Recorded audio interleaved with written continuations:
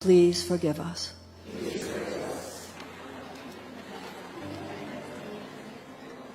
As I speak, I'm going to ask the white Americans in the room to please repeat after me.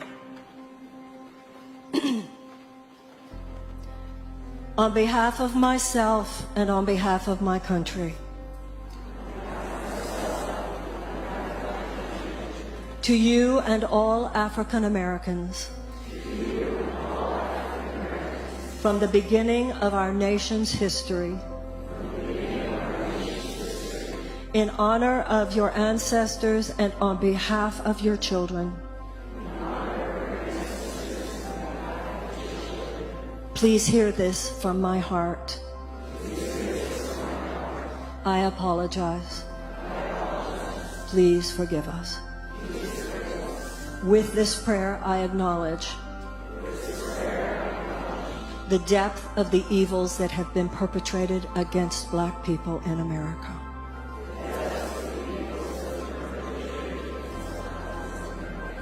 From slavery to lynchings, to white supremacist laws, to the denial of voting rights,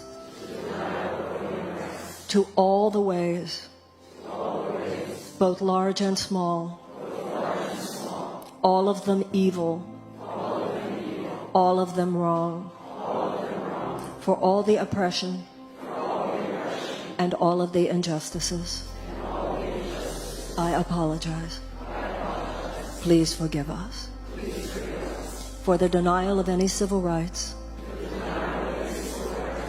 for inequalities in criminal justice,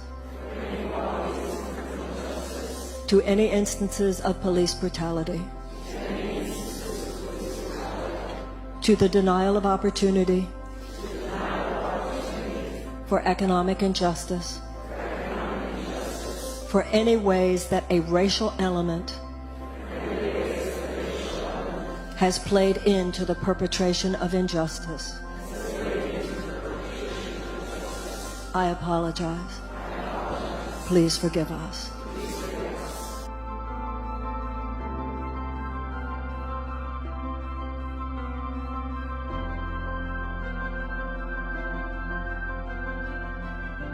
Emancipation Proclamation, the 13th Amendment, which abolishes slavery.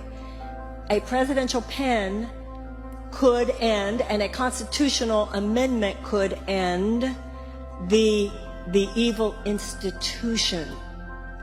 But racism didn't end. You can't, no presidential pen or constitutional amendment could eradicate racism. It could eradicate the institution, which was a manifestation of that. There are certain things the government's not going to do, so where does it begin? It begins with us, and that begins with atonement.